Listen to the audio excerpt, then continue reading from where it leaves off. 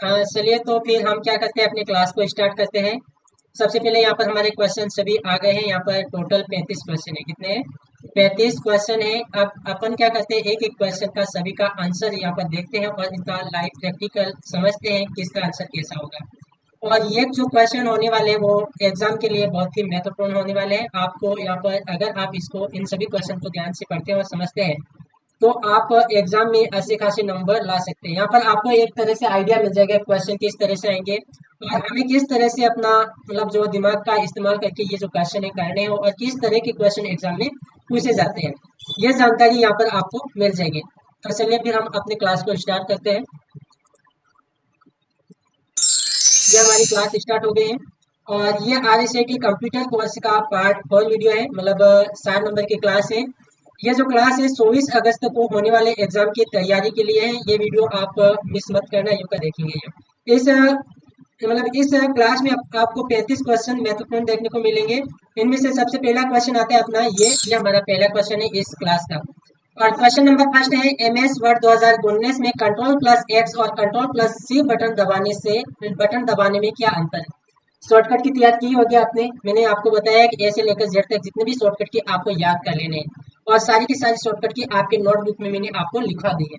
अगर अभी तक आपने याद नहीं किया तो आप यहाँ से ये जो क्लास देखने के बाद ये सोच सकते हैं कि शॉर्टकट की हमें याद करना क्यों जरूरी है और कितने सारे क्वेश्चन शॉर्टकट की से ही आते हैं।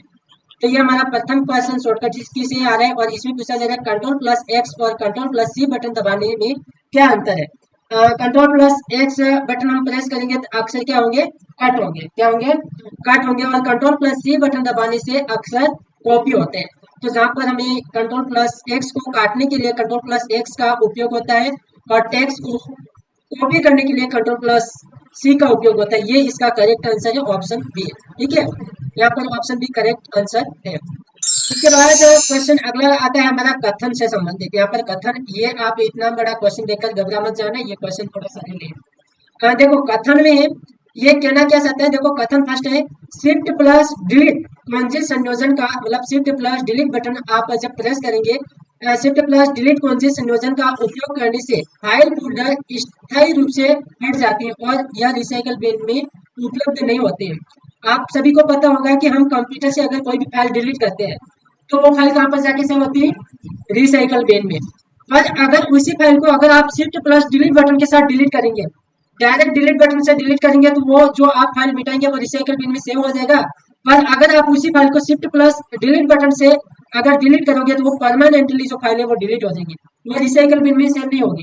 ठीक है, तो अगर आप किसी भी फाइल को स्थायी रूप से मिटाना चाहते हैं तो आप करेंगे शिफ्ट प्लस डिलीट बटन का उपयोग। ठीक है, यह कथन सत्य है, बिल्कुल सही है। कथन फर्स्ट सही है। कथन अगला देखते हैं अपन। कथन 2 है, विंडोज 10 में प्रत्येक उपयोगकर्ता के लिए पृथक उपयोगकर्ता खाता विशिष्ट सेटिंग और वरीयता जैसे डेस्कटॉप, स्क्रीन सेवर आदि की अनुमति देता है। बिल्कुल बराबर है। अपने विंडोज 10 में एक सिस्टम होता है, जैसे आप ये जो लैपटॉप चलाते हैं आप सभी के लिए मैं यहाँ पर शो के आता हूँ। ठीक है, और आप हो स्टूडेंट और मैं इसका मतलब जो ओनर वगैरह हो, तो मैं जो काम करता हूँ मेरी पर्सनल फाइलें वगैरह अलग से डेस्कटॉप इसका बना सकता हूँ और आप स्टूडेंट के लिए मैं एक अलग डेस्कटॉप बनाकर दे सकता हूँ। मुझे जब कंप्यूटर अपना ओपन करना होगा उस समय मेरा अकाउंट ओपन करूंगा, मेरे अकाउंट के अलग पासवर्ड होंगे और आपका अकाउंट एक अलग बनाकर दे दूंगा जिसके आपके पासवर्ड अलग रहेंगे, जो आप उसी में स्टूडेंट का काम ही रहेगा। तो इस तरह के अकाउंट इसमें बना सकते हैं। वैसे तो अभी एक ही अकाउंट इसमें अपन चला रहे हैं, वो मेरा ही खाता चला रहे हैं। जब भी कंप्यूटर ओपन करेंगे तो 4939 वाले पासवर्ड ही सब डालेंगे और उसी को चलाएंगे। ठीक है, वैसे इसमें 2 अकाउंट नहीं बना रखे, पर कंप्यूटर सिस्टम में एक सुविधा होती है कि अगर स्टूडेंट के लिए अलग डेस्कटॉप हमें देना है और किसी और के लिए और अलग देना है तो उसके लिए यहाँ पर हम एक सेटिंग कर सकते हैं, एक नया खाता बना सकते हैं, सबके लिए अलग अलग अकाउंट सेट कर सकते हैं। ठीक है, तो ये भी सुविधा विंडोज 10 में होती है। तो यहाँ पर कथन 1 और कथन 2 दोनों सही है। ठीक है, तो यहाँ पर कथन 1 और कथन 2 दोनों सही है, ऑप्शन बी राइट आंसर है। ठीक है, उसके बाद क्वेश्चन अगला आता है, राजस्थान सरकार द्वारा प्रदान की गई शिकायत निवारण सेवा है। राजस्थान सरकार द्वारा एक शिकायत निवारण सेवा चलाई गई है। अगर आपको कोई शिकायत वगैरह दर्ज करनी है किसी के बारे में, मतलब कोई भी शिकायत दर्ज करनी है, तो आप राजस्थान संपर्क पोर्टल पर जा सकते हैं या फिर राजस्थान संपर्क के एक हेल्पलाइन नंबर भी है, वहाँ पर आप अपनी शिकायत दर्ज कर सकते हैं। तो यहाँ पर राजस्थान संपर्क ऑप्शन दे रखे हैं, तो यहाँ पर ऑप्शन ए इसका सही आंसर है।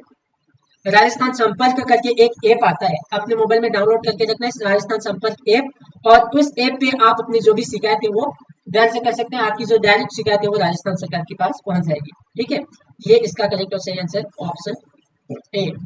उसके बाद अगला क्वेश्चन है हमारा क्वेश्चन नंबर 4 है, इनमें से कौन सा एसएसओ मतलब सिंगल साइन ऑन का वैध उद्देश्य नहीं है। एसएसओ का नाम सुना ही होगा, एसएसओ एसएसओ आईडी नाम सुना है नहीं सुना है? तो उस एसएसओ का उद्देश्य इनमें से कौन सा नहीं है, ऐसा नहीं है। तो एसएसओ का पूरा नाम है सिंगल साइन ऑन, और यहाँ पर हम पढ़ते हैं कि इनमें से कौन सा एसएसओ के बारे में गलत कथन है, गलत लाइन दे रखी है। तो पहला ऑप्शन दे रखा है, ऑप्शन है एक व्यक्ति एक पहचान, प्रत्येक राज्य निवासी के लिए सभी मैप किए गए डाटा सेट और दस्तावेज के साथ, ये भी तो इसका सही है।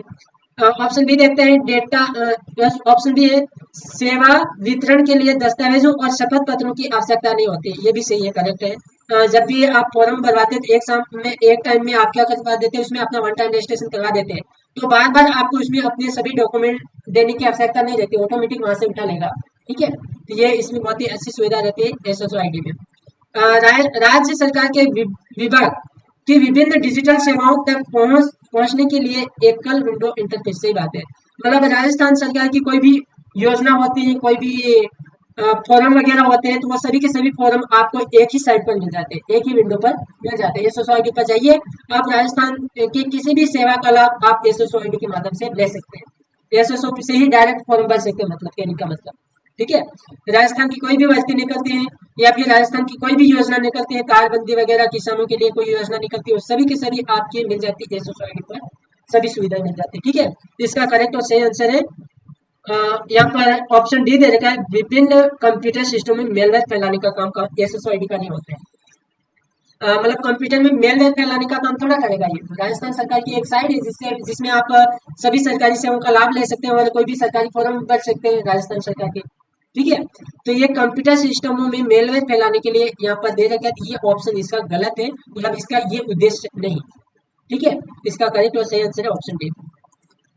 उसके बाद क्वेश्चन अगला आता है हमारा, यूट्यूब क्या है। देखा यूट्यूब क्या है, क्या है यूट्यूब, बताइए। यूट्यूब में आप क्या करते हो? देखो यूट्यूब क्या है, आसान शब्दों में क्या है, यूट्यूब एक वीडियो साझा करने वाली और वीडियो खोजने वाली साइट है, वेबसाइट है। क्या है, वीडियो को अपन यहाँ पर साझा भी कर सकते हैं, जैसे मैं यहाँ पर जो भी क्लासेस रिकॉर्ड करता हूँ वो अपने यूट्यूब चैनल पर शेयर करता हूँ, मतलब साझा करता हूँ, करता हूँ। तो ये भी आप कर सकते हैं, और आप अपने इच्छा अनुसार इसमें वीडियो भी खोज सकते हैं। तो वीडियो साझा करने और वीडियो खोजने की एक वेबसाइट है, उपयोगकर्ताओं को वीडियो अपलोड और देखने और साझा करने की अनुमति देता है। यहाँ पर ऑप्शन ए इसका करेक्ट आंसर है। ये एक ईमेल सेवा है नहीं, वीडियो कॉल सेवा है नहीं, ऑनलाइन खरीदारी सेवा है नहीं, यूट्यूब पे ये सब थोड़े होते हैं, खरीदारी वीडियो कॉल नहीं, ईमेल सेवा नहीं, ये थोड़े होते हैं। इसमें आप तो एक तो वीडियो साझा करते हैं, शेयर कर सकते हैं, वीडियो खोज सकते हैं, ये सभी काम आप इस यूट्यूब पर कर सकते हैं। तो इसका करेक्ट और सही आंसर है ऑप्शन ए। आया था नहीं आ रहा समझ में? ठीक है, तो इस तरह के क्वेश्चन यहाँ पर कल आया था। गूगल प्ले स्टोर क्या है?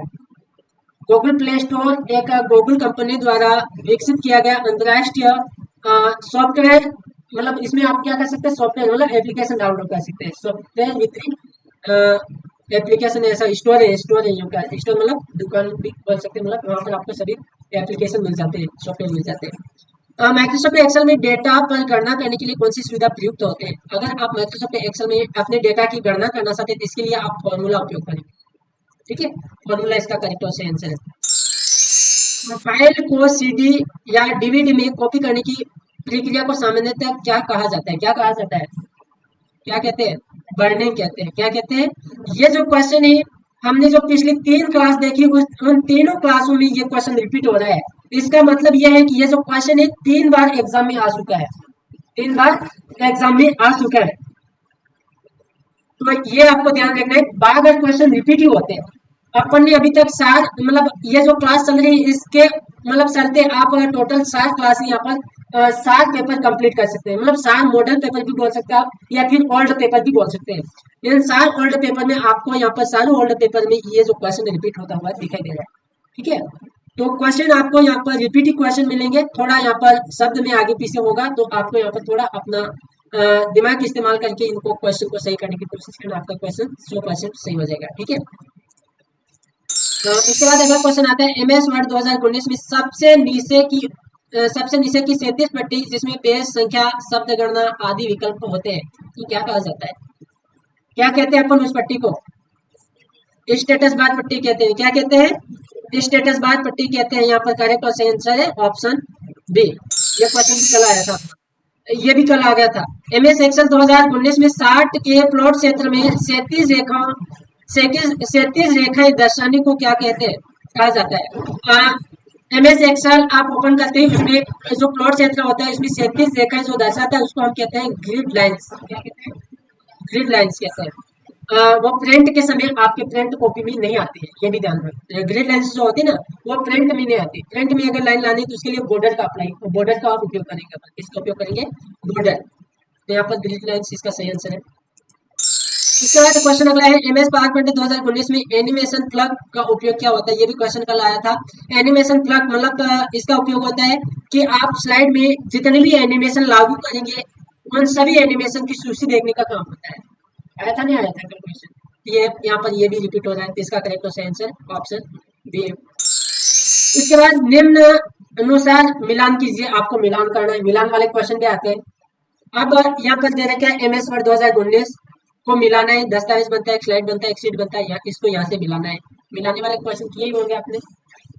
MS एक्सेल में क्या बनाते हैं अपन? शीट बनाते हैं। शीट ही होता है। यहाँ पर MS वर्ड में हम दस्तावेज बनाते हैं, तो वन को हम कनेक्ट करेंगे आर से। वन को किससे कनेक्ट करेंगे?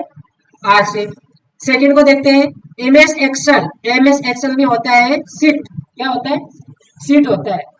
तो सेकंड को मिलाएंगे P से, और पावरपॉइंट में होता है स्लाइड। थर्ड को मिलाएंगे Q से। तो वन को आर से मिलाने वाली लाइन कहाँ है? वन को P से मिला रखा है, P से मिला रखा है, ये है आर से मिला रखा है, ये है आर से मिला रखा है। तो ये वन को आर से मिला रखा है, यहाँ पर ये सही है। सेकंड को किससे मिलाना है अपन को? P से। सेकंड को भी P से मिला रखा है, और थर्ड को Q से मिला रखा है, थर्ड को Q से मिला रखा है। तो इसका सही आंसर क्या है? Option C. इसके बाद क्वेश्चन अगला आता है, हॉटस्पॉट इंटरनेट कनेक्टिविटी के लिए किस कनेक्टिविटी की आवश्यकता होती है? हॉटस्पॉट को कनेक्ट करने के लिए हम किस कनेक्टिविटी की आवश्यकता लेते हैं? किसकी लेते हैं? वाईफाई की लेते हैं, इंडक्शन का लेते हैं, कि इंफ्रारेड का लेते हैं, उपयुक्त सभी का? पैसा क्या वैसे? एक 10 मिनट रुको, देगा मैं आइएगा। भाई क्लास चलेगी, क्लास लेना होगा, ठीक है? 2 मिनट में जाना। तो हॉटस्पॉट कनेक्ट के लिए अपन किस ऑप्शन का उपयोग करेंगे? वाईफाई का करेंगे। किसका उपयोग करेंगे? वाईफाई का उपयोग करेंगे। तो यहाँ पर वाईफाई इसका करेक्ट और सही आंसर है। ठीक है, इसके बाद अगला ऑप्शन आता है, नीचे दी गई तालिका से सही मिलान कीजिए। फिर मिलान वाला क्वेश्चन आ गया। मिलान क्वेश्चन, इनपुट डिवाइस कौन कौन से हैं? इनपुट डिवाइस है, वो इनपुट डिवाइस से मिलाना है। ट्रैक बॉल, माइक्रोफोन, कीबोर्ड, ये इनपुट है, आउटपुट है? कीबोर्ड इनपुट है, आउटपुट है?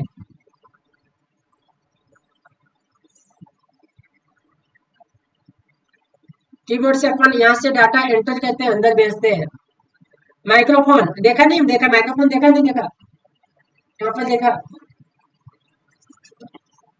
देखा माइक्रोफोन?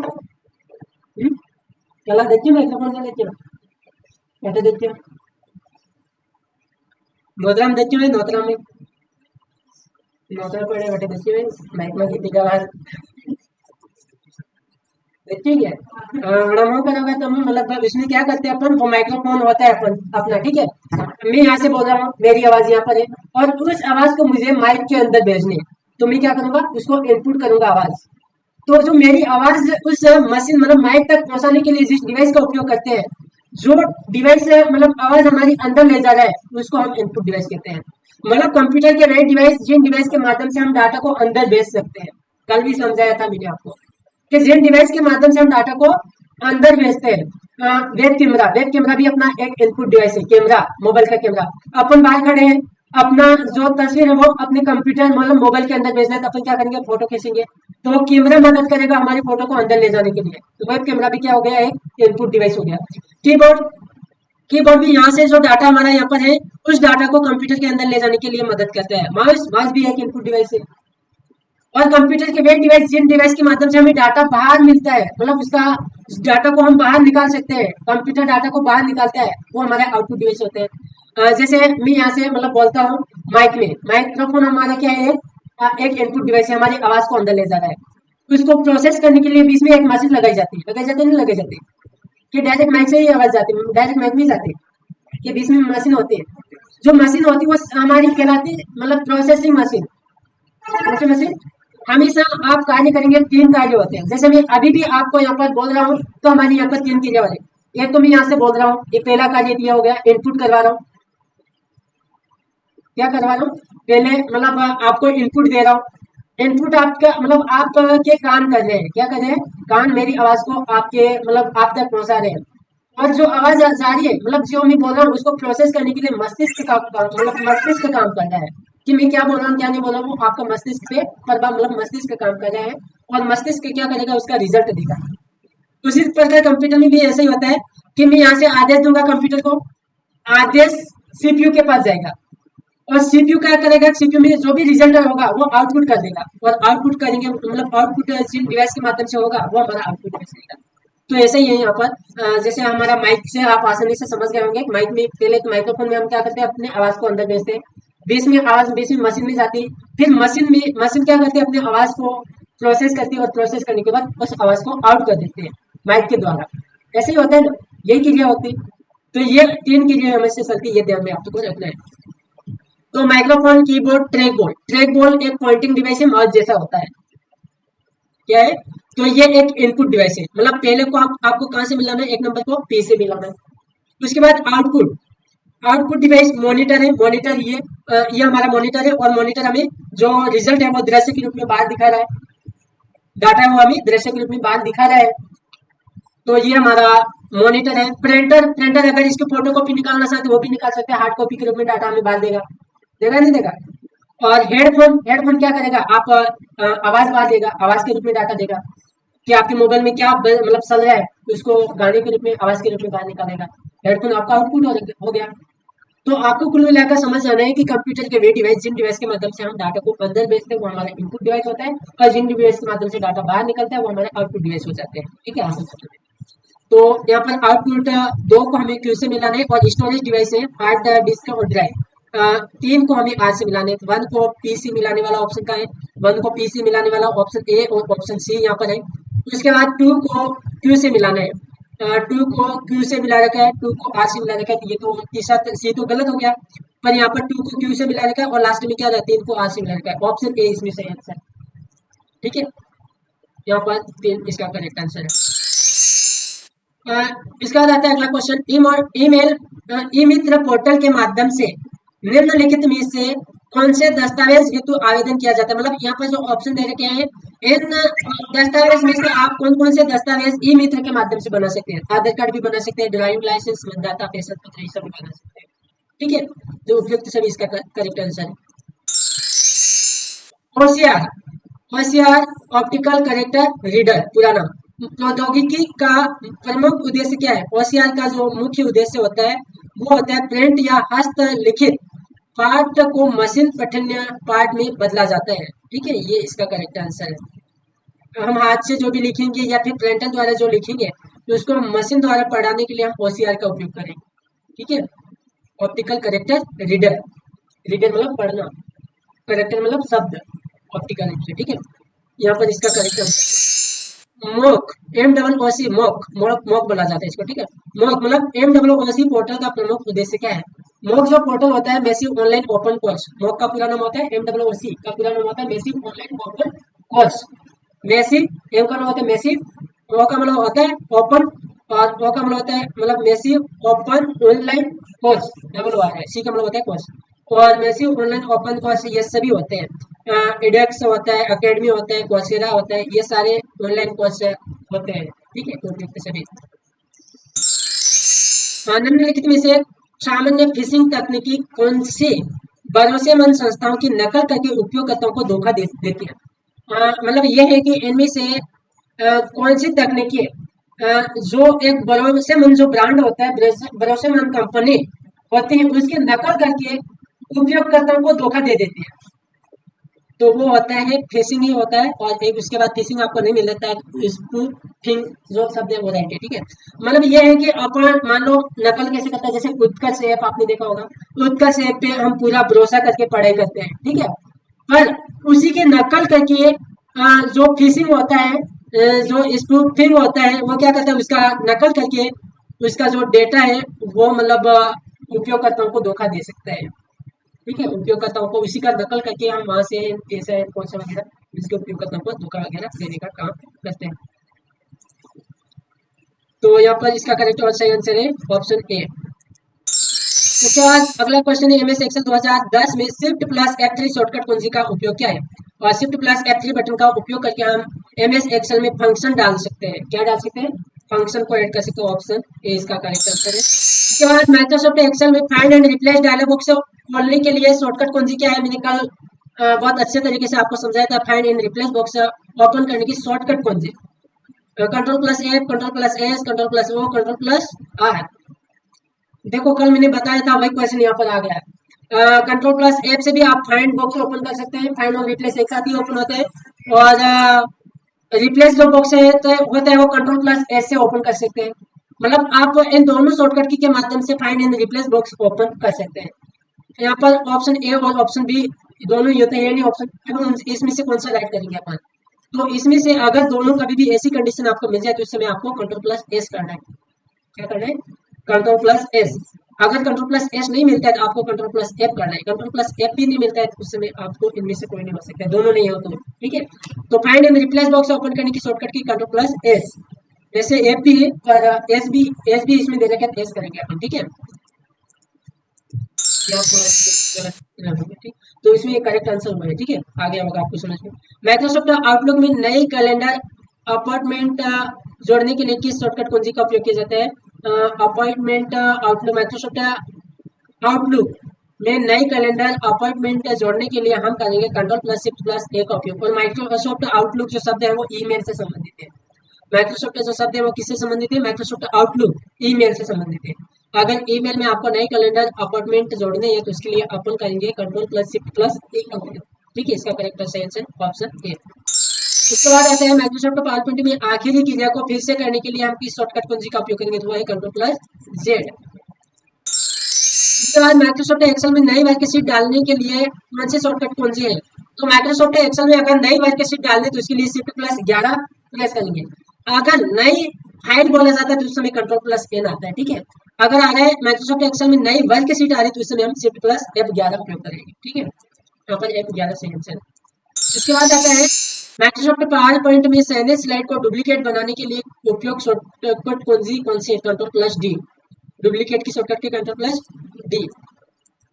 इसके बाद आता है अगला क्वेश्चन, माइक्रोसॉफ्ट एक्सेल में सेकेंडरी सेल की पूरी कॉलम को साइन करने के लिए कौन सी शॉर्टकट कुंजी उपयोग होते हैं? तो सेकेंडरी सेल के अंदर आप उपस्थित है, सेकेंडरी सेल के जो कॉलम इसको अगर आप सेलेक्ट करना चाहते हैं, साइन करना चाहते हैं तो इसके लिए हम करेंगे कंट्रोल प्लस स्पेस बार। अगर कॉलम की जगह रो पूछा जाता है तो उस समय हम करेंगे शिफ्ट प्लस स्पेस बार। यहाँ पर करेक्ट और सही answer control plus space bar, ठीक है। माइक्रोसॉफ्ट एक्सेल में सेव एज संवाद बॉक्स खोलने की शॉर्टकट कौन सी है? सेव एज खोलने की जो शॉर्टकट कुंजी है वो कंट्रोल प्लस एस है। सेव एज डायलॉग बॉक्स को खोलने की शॉर्टकट की कंट्रोल प्लस एस, ठीक है। और वैसे F12 भी है, ठीक है। तो यहाँ पर आपको ध्यान देना है कंट्रोल प्लस एस। उसके बाद आता है माइक्रोसॉफ्ट वर्ड 2010 दस्तावेज के डिफॉल्ट फाइल का एक्सटेंशन क्या है? तो माइक्रोसॉफ्ट वर्ड 2010 के दस्तावेज का डिफॉल्ट फाइल एक्सटेंशन .docx है।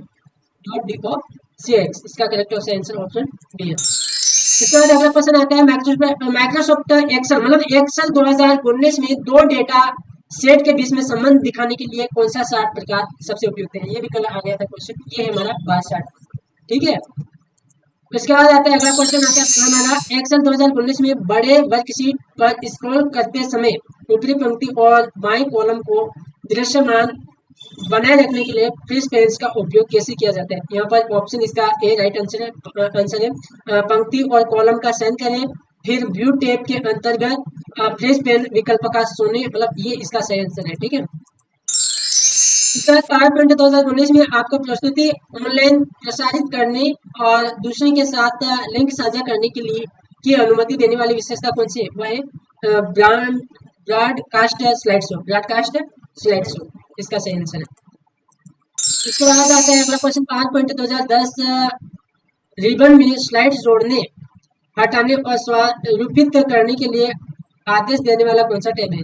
तो स्लाइड जोड़ने और हटाने के लिए हम करते हैं शायद होम टैब का उपयोग करते हैं। होम टैब का करते हैं, किसका करते हैं?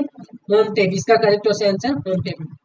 तो उसके बाद अगला क्वेश्चन आता है, प्रस्तुति की स्लाइड शो को शुरू करने के लिए किस शॉर्टकट कुंजी का उपयोग करते हैं? मतलब किसका उपयोग करते हैं? शॉर्टकट कुंजी तो F5 है, और स्लाइड शो मेन्यू में दृश्य विकल्प को चयन करके भी अपन यहाँ पर इसको कर सकते हैं, स्लाइड को शो को शुरू कर सकते हैं। यहाँ पर ऑप्शन डी इसका करेक्ट आंसर है, ये कल भी आ गया था क्वेश्चन, ठीक है। इसके बाद जानकारी खोजने के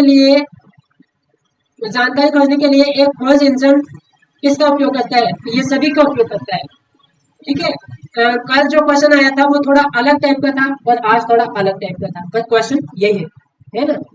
तो यहाँ पर ये इसका करेक्ट आंसर है उपयुक्त से। उसके बाद कंप्यूटर को ऑन करने की प्रक्रिया को क्या कहते हैं? कंप्यूटर को ऑन करने की जो प्रक्रिया होती है वो हमारी बूटिंग प्रक्रिया होती है। क्या होती है?